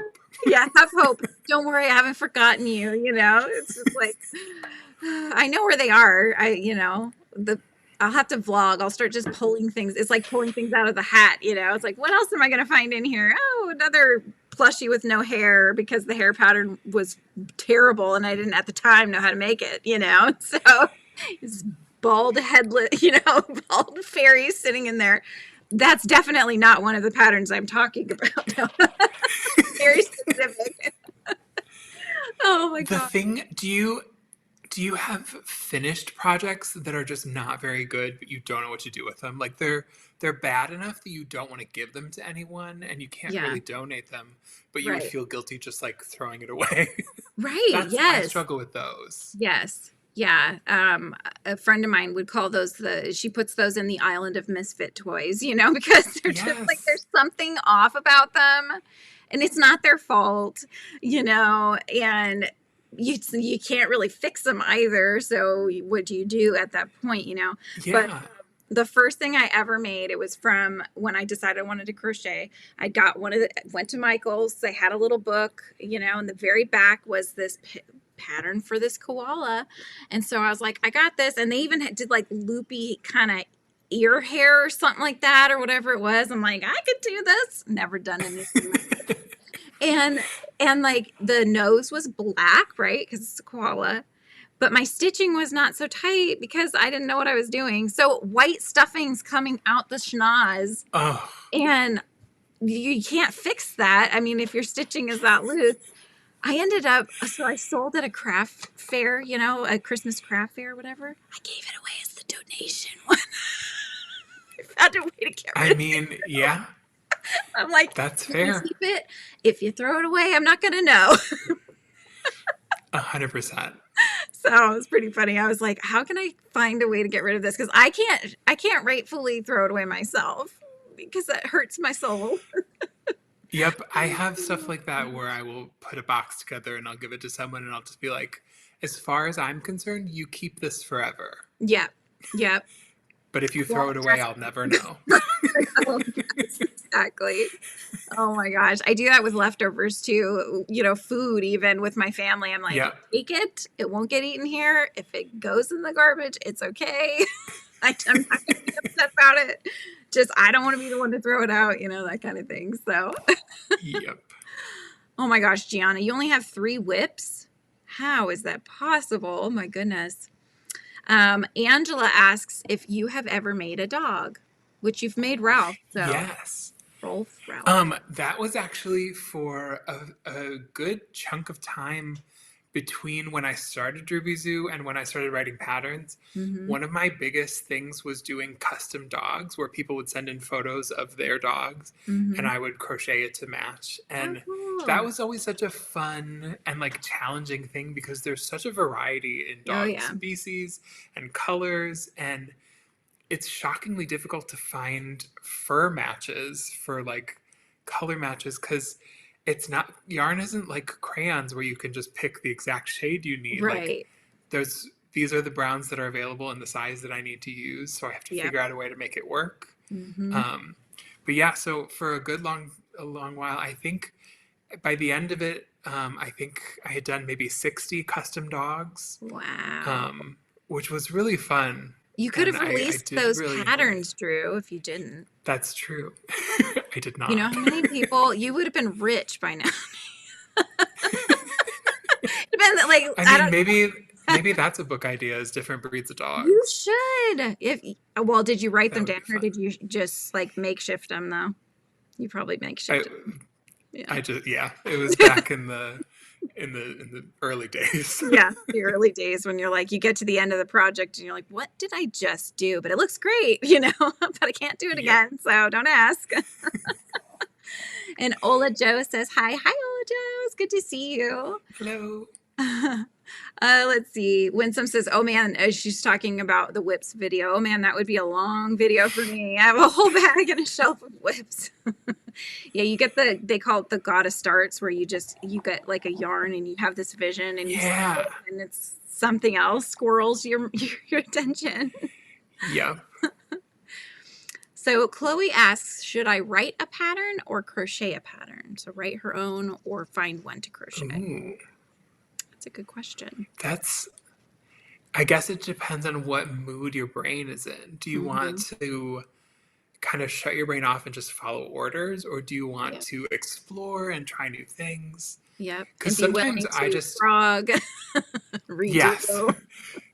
Because sometimes I just want to crochet. I don't want to think about anything. I don't want to make any decisions. I want something telling me, do this, do this, do this. And then at the end, I have something cute. Yeah, exactly.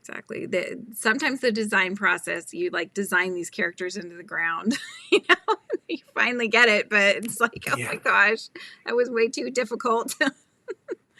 You also, I find, learn so much from doing other people's patterns. Yes. Because you get to see the way that they approach something you might approach completely differently. And it just sort of like opens your mind to different ways of looking at everything. So because for a long time I didn't follow anyone's patterns. I experimented until it looked the way I wanted it to. And it wasn't really until I started posting on TikTok and social media where I was meeting other designers Mm-hmm. and they would have me test patterns for them. And it was like, oh, that's such a cool way of approaching this. I never would have thought to do that. And Yeah. so Yeah. sometimes crocheting someone else's pattern is like helping you be a better designer when you want to write your own pattern. Yep. So, Illustrating is the same way. I remember I used to, like, I had these Looney Tunes deck of cards as a kid, and I would look at it and draw what I saw because just doing that, is a great way to understanding technique and how to make the shapes of the characters, yes, leading into your own style of something. So I think that yeah, it works for so many different things. it's so funny seeing other artists like starting points. Like Hmm. all of the people I know who are like really good traditional artists or, all have that one thing that they started off.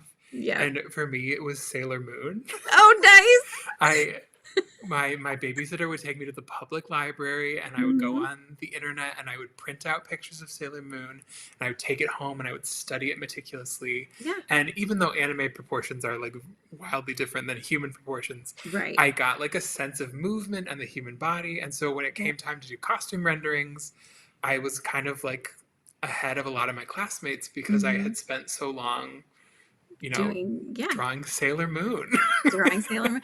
I actually think it's better to do the looking at something and drawing it, whether that's a still life or another person's art, better than the technique where you draw the grid and you're just trying to like slowly Yeah. create the box shape, because I feel like that's very compartmentalizing the brain in the process. Yeah. So you don't learn as much from doing that, in my opinion.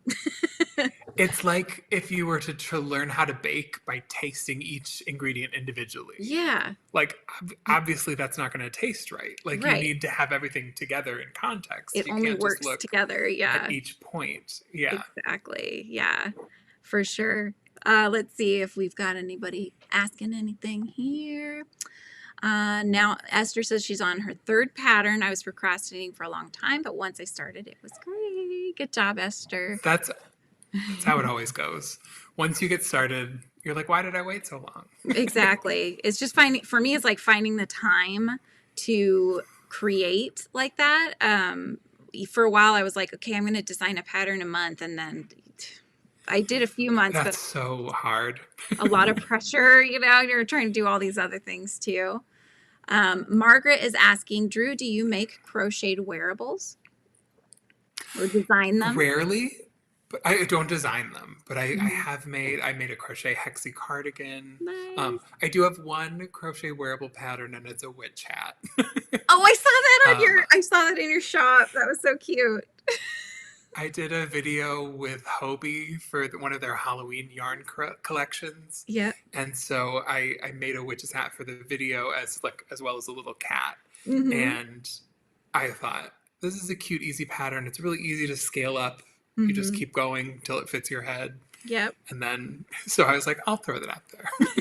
But Top I think seller. it's so exactly it's so intimidating trying to make something for other people's bodies. Like Mhm. everyone's different, everyone's shaped different, everyone has different needs as far as, sizing and stuff. So I find I prefer amigurumi just because it's one size fits all, Yeah. Yeah. you don't have to worry Definitely. about spending all the time making something and having it not fit. Right. You don't have to do gauge swatches. I mean, that's Nope. what I've always been like, okay, well, if you decide to do like I don't even think they have it anymore, but Line Brand had a line called Vanna's Choice for quite a while. It was my favorite. And it was softer than the other acrylics. And so, Yep. but because of that, it would make them slightly smaller. And so I would just let people know, if you're going to go with one thing, just get all the colors in that one, because otherwise you're going to Yep. have bits that are bigger than others and such. It's not going to align quite right. But other than that, you just, you do which hook size you work best with. You don't even have to go with the same one I use, because it doesn't matter if yours is Mhm. 3 inches tall or 4 inches tall. It's just, I mean, unless you're trying to fit it in a certain size box, I guess, but that's being very specific. So. Yeah. When I was doing my first book, Magical Creatures, they had never done a plushies book before. They had done other crochet books. Mm-hmm. And I got a note saying, all of these patterns need gauges, need gauge swatches, and I wrote back and I was like, absolutely not. Yeah. I was like, that is a huge waste of time for amigurumi. Like, Yeah. You don't need what's that. important is getting the right tension and getting, so that you can stuff it without the stuffing peeking out. But Exactly. you don't need to do gauge swatches for Yeah, amigurumi. exactly. Yeah. That's more information than anybody needs or will even look at, So, hi, Chris. Nice to see you.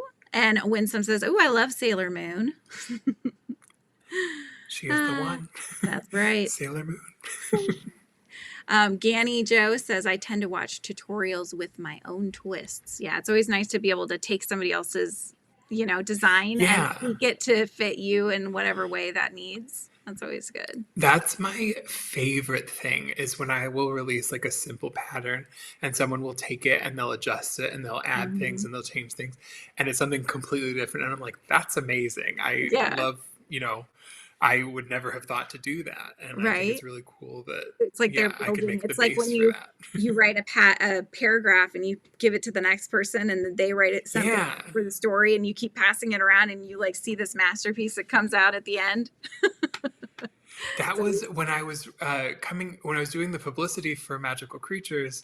My publisher was like, "Would you like to do like a contest? You could release one of the patterns from the book, and people could make it, and then you could choose your favorites, and then they would get a free copy of the book." And nice. So I did the catacorn, which is like a little chubby cat with a unicorn horn and wings. Yep. And there was a Deadpool one. There was a Harry Potter one. There are all these different like versions that people did. So cool. And some were just like the colors they chose and just seeing like the creativity that people brought to like a relatively simple pattern was just so much fun. That's neat. That's super neat. I like that. Gianna is asking, oh wait, hang on. Chloe asked, I think I want to write a pattern. Should I write a bee pattern? Well, you know my answer to that one, Chloe. I will always say write a bee pattern. There will never be enough bee patterns. Never. I mean, never. Yeah, we love our bees.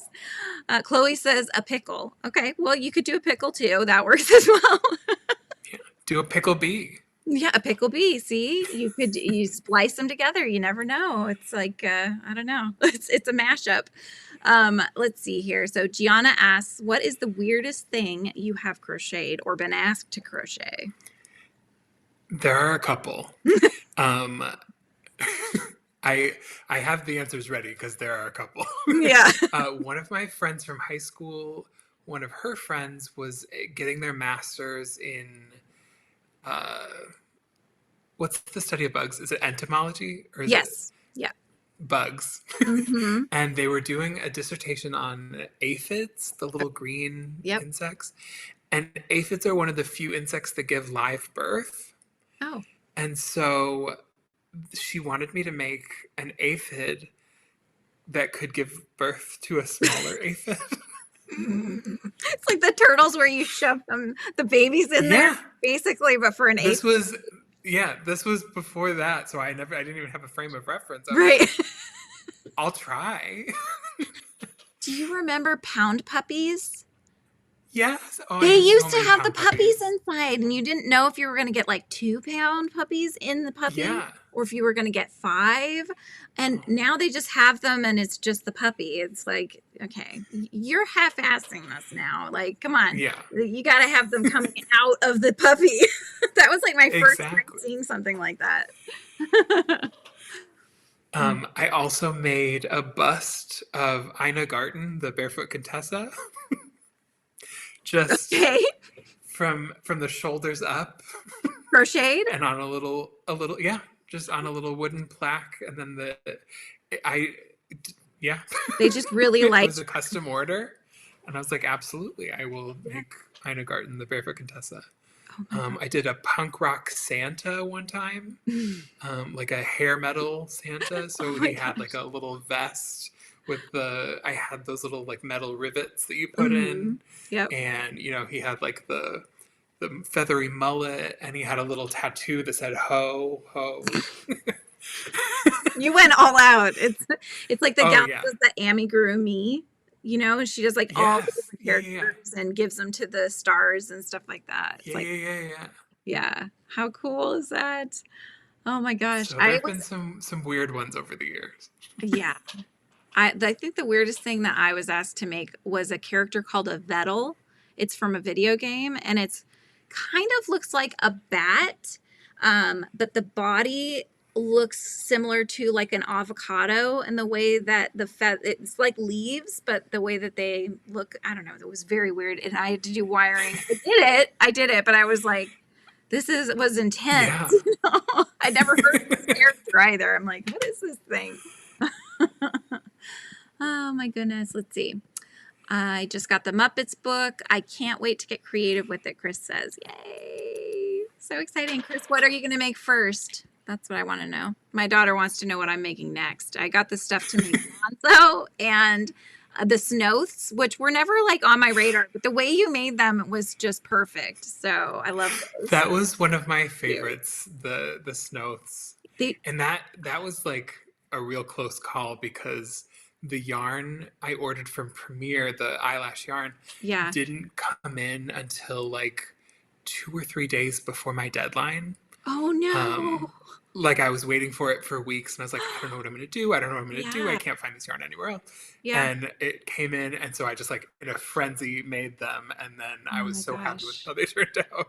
They did. They really did. I wondered on the body. So when I've used fun fur before, usually the fur tries to stick on the inside of the character. Does that Premier yarn do the same thing? Like, is it inside out It can.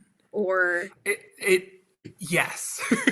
I don't remember if I mentioned that in the book. I'll definitely mention it on the QR code, but Yeah, you might have to flip it inside out and do. Thankfully, the body for the Snoths and for Menomina is just like a like a bean. yeah. So you can. It's very easy to flip it inside out. It's not Yeah, going to be a big a big change. deal. That's so funny. Let's see. Do. Oh, okay, yeah. Winsome's watching from Europe.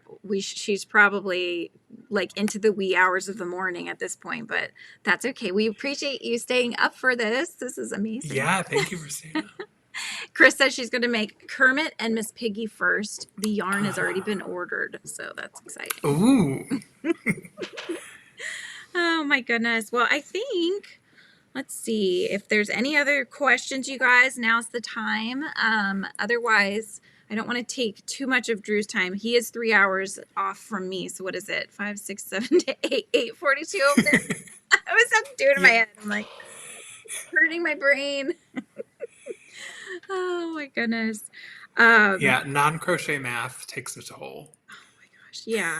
Crochet math, I'm like, I got it. Exactly. I'm like, yeah, okay, yeah, 6, 12, 18, 24. Okay, we're good. We're good.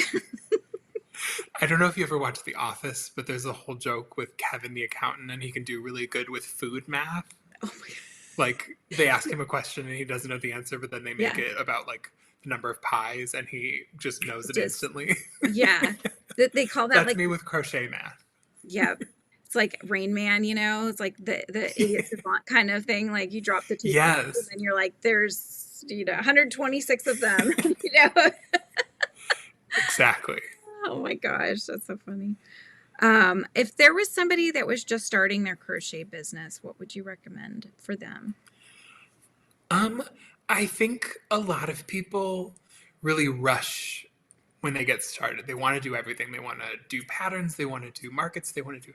I think the way to set yourself up for success is to really master the basics. Yeah. Because having a strong foundation of understanding of how stitches work, how stitches are put together, that really makes a big difference later on when you're trying to design things, when you're trying to, decide what to sell at markets. So I think trying out as many patterns as you can. You can find tons of free patterns on the internet. Yeah. Finding, designers that you like their style and trying some of their patterns. Yeah. And just really crochet as much as you can before you try to focus in on what, your niche is going to be. Yeah. If you've already done that, then I think the next step is figuring out what you want your voice to be, what you want your style, what sort of things call to you when it comes to amigurumi, because there's so many different ways you can go about it. Realistic, cutesy, animated. There's so many different things to do. So Yeah. figuring out what your style is and then how best to share that Right. is a great way to get started. Yeah. That's very good advice. I think if you're just trying to follow trends too, that never ends well. Don't follow trends. No, they're just such fleeting things. When I would try to do that, I was always the last person to the party, Like I would try this trend and it was so gone already that nothing that I would make would even get viewed, So I'm like, what am I doing wrong? Well, I keep trying to follow trends, but I'm always a day late and a dollar short. Obviously, if something that's trending speaks to you and inspires you and it makes you excited to do it, then do it. But Yeah. don't do something just because it's trending. Like, Yes. don't see, someone doing something specific and being like, oh, everyone's going to do that. I need to do that too. Yeah. If something gets you excited and makes you, fall in love with crochet, then do that for sure. Yeah. But it's a lot easier to start trends if you have like a strong sense of identity. And if all you're doing is following trends, then you're going to be like everyone else who's just following trends. Right. And you're just recreating what's already been created. So, yeah, like you said, you have to find your unique style and what you can add to the community and the crochet market, not just copying another design. Yeah. Well, Ricky is going to sleep because it's almost 3 a.m. in Sweden. Ricky, have a wonderful night. I hope you sleep well. Good night. Oh my gosh, Gianna says I need to end the live with Kermit's hand wave. I'll get him prepped, Gianna. I'll get him prepped. Hang on. He's got to put down his banjo. Oh my goodness. Make sure I didn't forget anybody. I think we got all of the questions, which is amazing. It's been so nice having you on, Drew. Thank you so much. This has been so much fun. Yes. Anytime you want to come back, just, let me know and we'll have you back coming on the Hive, or in the Hive rather. And if you have new books coming out, let us know. This is so exciting. Very hush hush. Yeah, I will definitely let you know if there's any news. Perfect. And thanks to all that have been hanging out with us for these last couple of hours. We appreciate you as always. I hope I got to all of the questions that you had for Drew. And you guys all have an amazing night. And with that, Kermit will wave us away, shall we? Hang on. Oh, look, Animal's doing it too. Oh, see, you're getting him off the camera. I can't really do that. We're trying, you guys. We're trying. It's not that easy to be a puppeteer. I was taking Kermit and I'm like, you know how he like does the running in the hands? It's like perfect. We'll just go crazy on you guys, all right? Have a good night. Goodbye.